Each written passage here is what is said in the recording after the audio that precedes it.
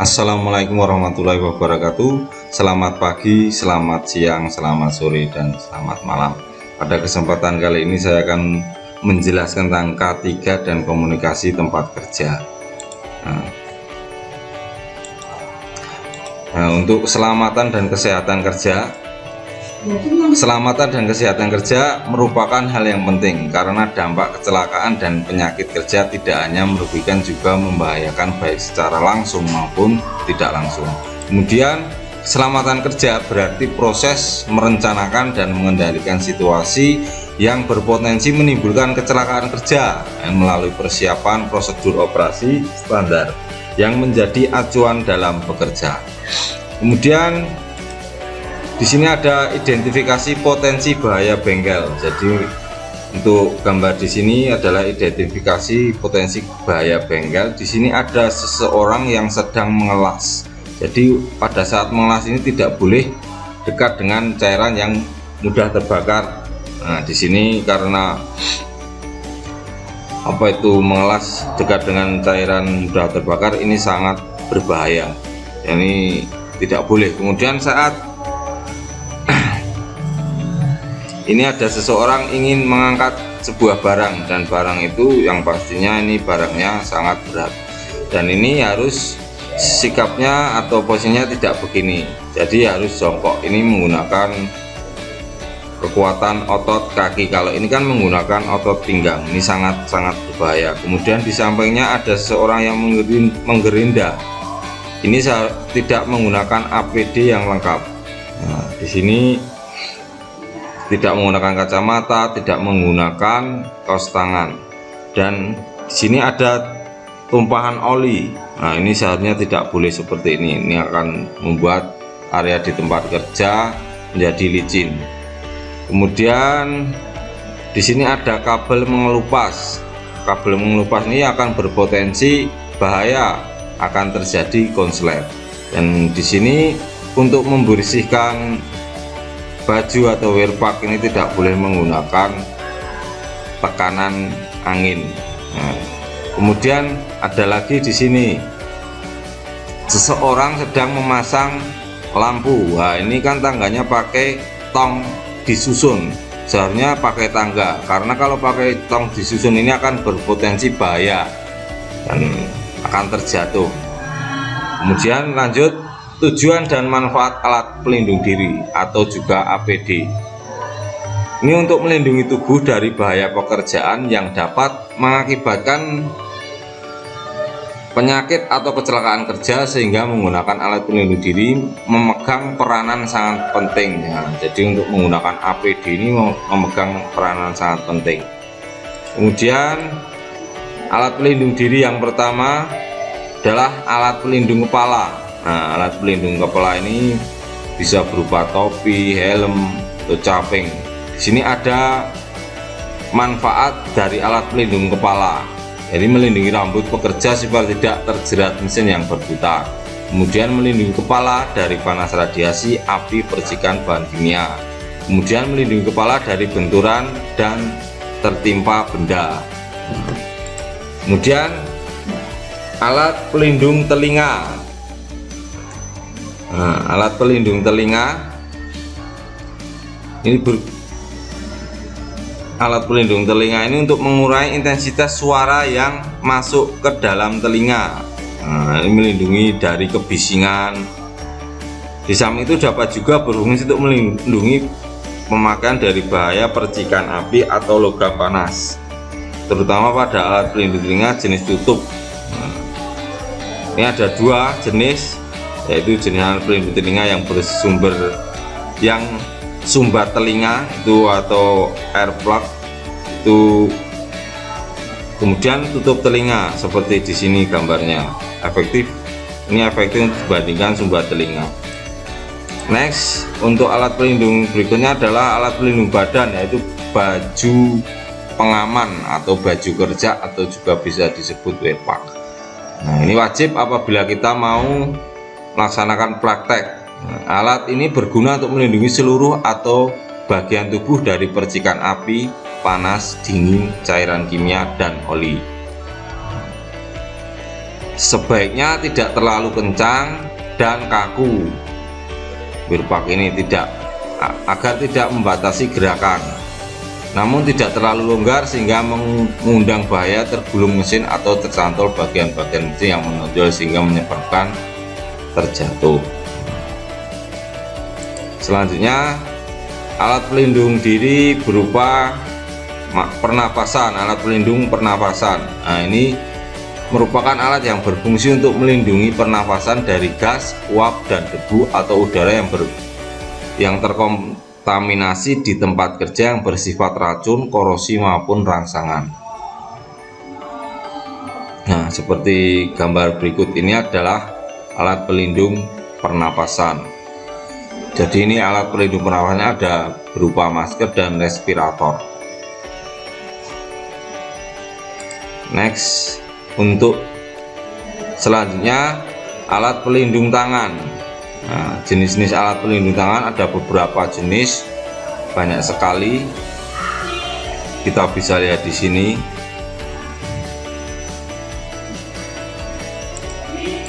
Kemudian alat pelindung mata.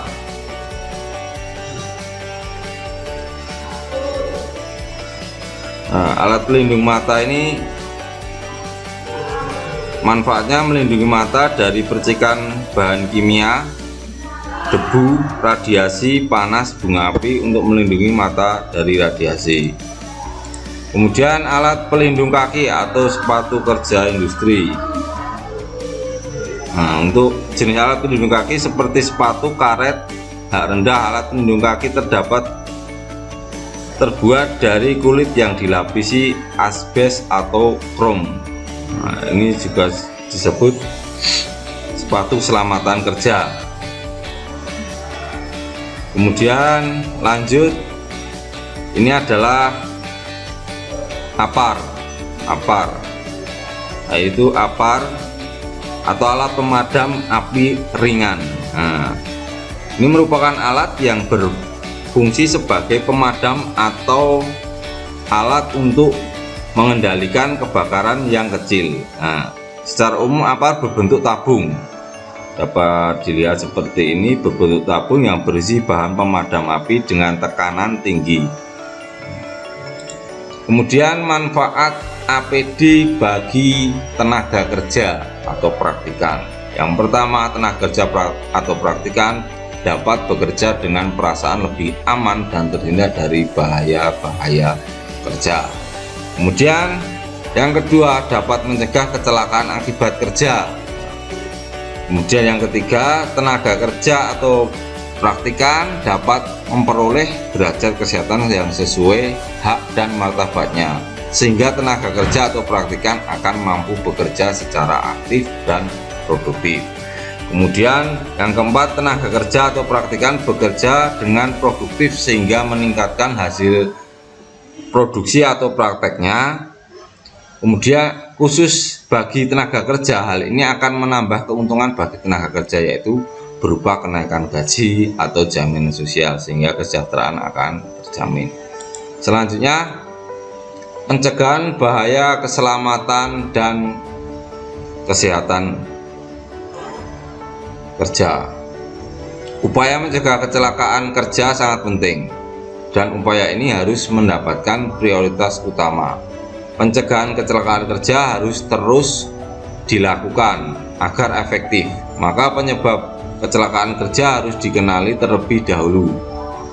Dengan mengenali penyebabnya, maka upaya pencegahan kecelakaan kerja atau lebih terarah dan fokus. Nah, ini banyak cara yang bisa kita lakukan untuk melakukan upaya pencegahan kecelakaan kerja, dari yang sederhana sampai yang rumit. Nah, berikut ini adalah langkah-langkah pencegahan untuk mengurangi kecelakaan kerja. Yang pertama, selalu jaga kebersihan dan tempat kerja. Nah, sebagian orang mungkin menganggap kebersihan ini tempat kerja tidak ada hubungannya dengan keselamatan kerja. Jelas itu pandangan yang sangat salah. Yang benar adalah kondisi tempat kerja yang bersih, rapi merupakan awal dari keselamatan kerja. Sebaliknya, coba Anda bayangkan tempat kerja Anda kotor dan berantakan, oli, air, cairan, dan tercecer di mana-mana. Lantai kerja menjadi licin. Anda atau rekan kerja Anda bisa saja terpleset seperti saat jika cairan tercecer mudah terbakar, maka potensi bakaran bisa terjadi dengan mudah. Kemudian tempatkan poster K3 di tempat yang tepat. Komunikasikan keselamatan dan kesehatan kerja secara masif tapi efektif. Gunakan poster, safety slogan, atau tanda bahaya yang tepat untuk mengingatkan akan potensi bahaya yang ada, dan lakukan evaluasi secara berkala. Next, ini adalah rambu larangan. Nah, ini poster ini harus ada di tempat kerja. Nah, ini harus diletakkan. Ini ada rambu-rambu larangan. Di sini bisa kita lihat tandanya dan keterangannya. Kemudian kita harus menempatkan rambu peringatan juga.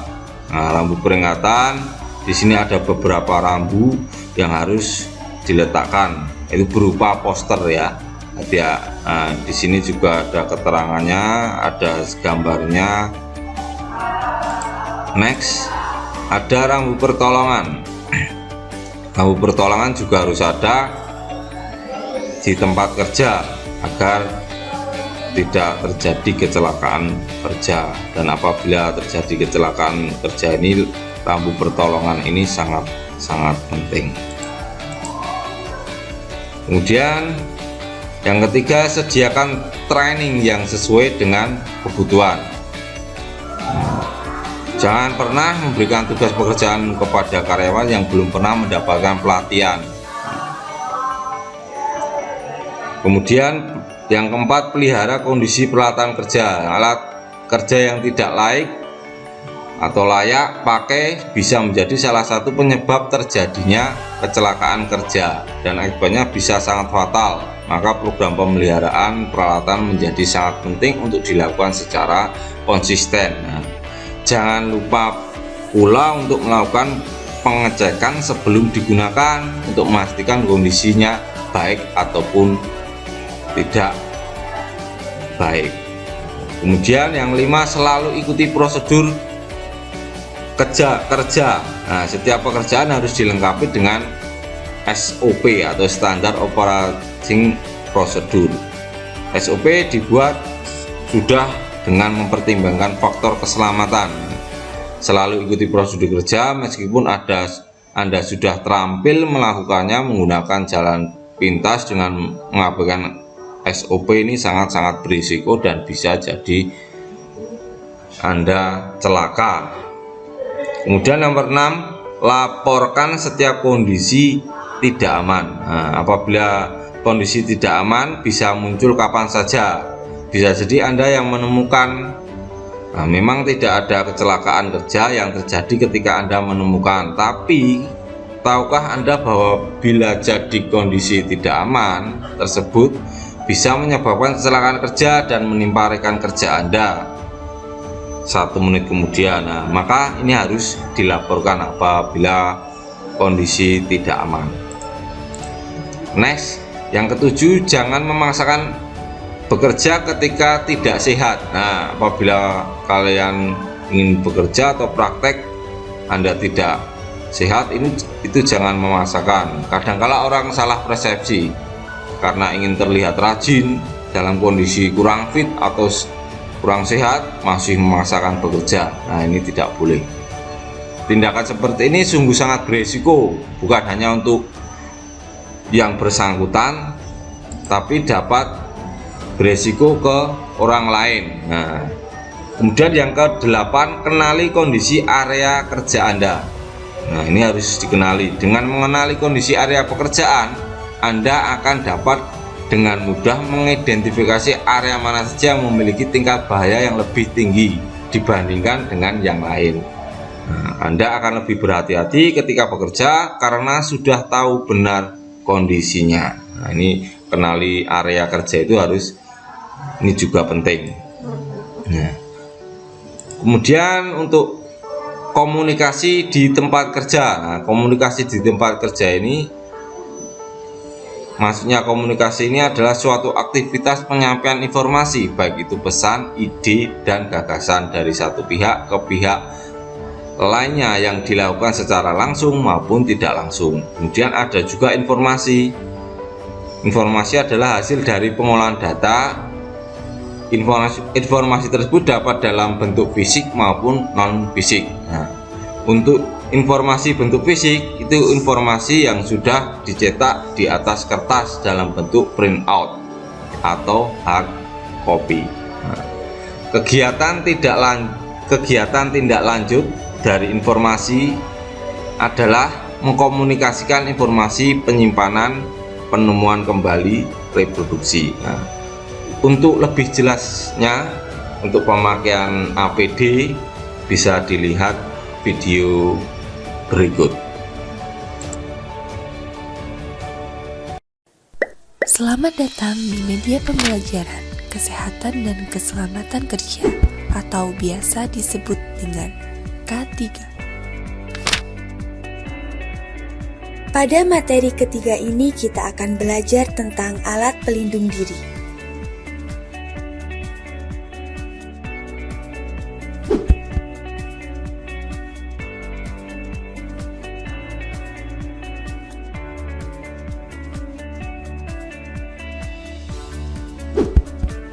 Alat pelindung diri atau disingkat dengan APD adalah kelengkapan yang wajib digunakan saat bekerja sesuai bahaya dan risiko kerja untuk menjaga keselamatan pekerja itu sendiri dan orang di sekelilingnya.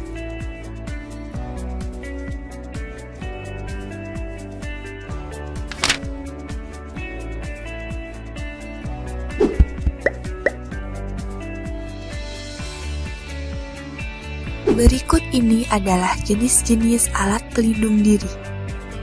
Yang pertama, alat pelindung kepala yaitu berupa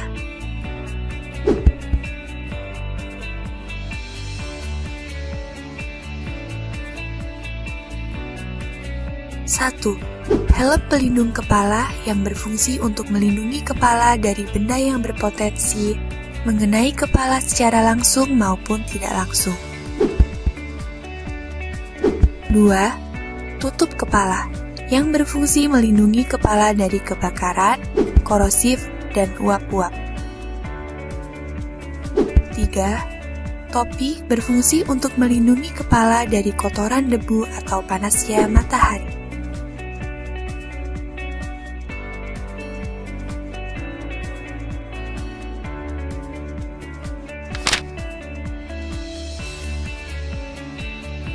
Yang kedua, alat pelindung telinga yaitu berupa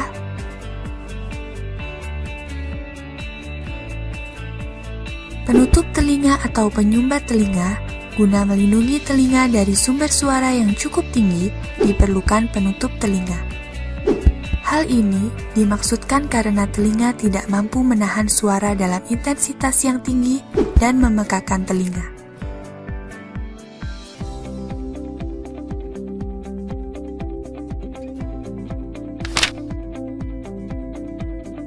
Yang ketiga, alat pelindung badan yaitu berupa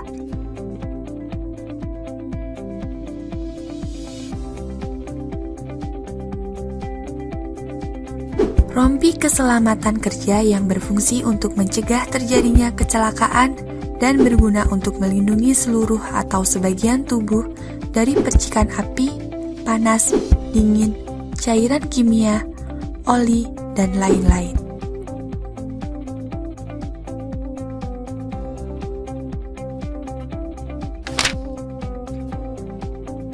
Yang keempat, alat pelindung pernafasan yaitu berupa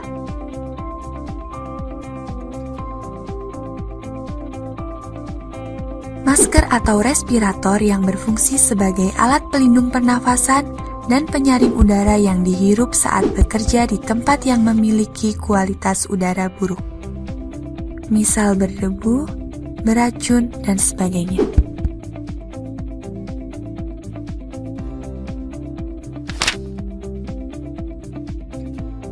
Yang kelima, alat pelindung tangan yaitu berupa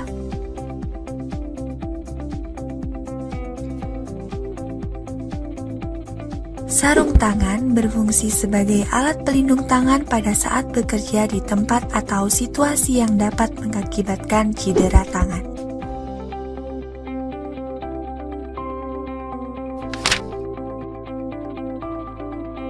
Yang keenam, alat pelindung mata yaitu berupa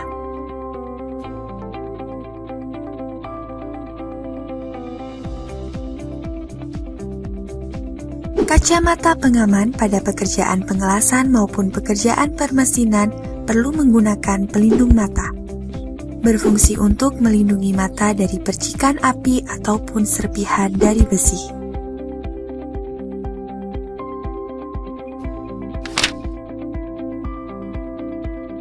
Yang ketujuh, alat pelindung kaki yaitu berupa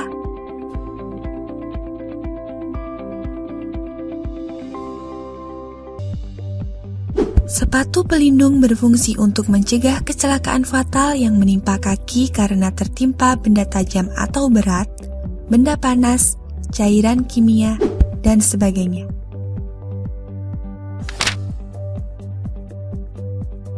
Oleh karena itu, alat pelindung diri juga harus memenuhi standar teknis yang ditentukan oleh pemerintah. Secara garis besar, penggunaan APD ini tidak dapat melindungi tubuh secara sempurna. Akan tetapi, penggunaan APD ini lebih ditujukan untuk mengurangi atau mungkin menghilangkan terjadinya kecelakaan kerja dan dapat meminimalkan keluhan atau penyakit yang berpotensi terjadi.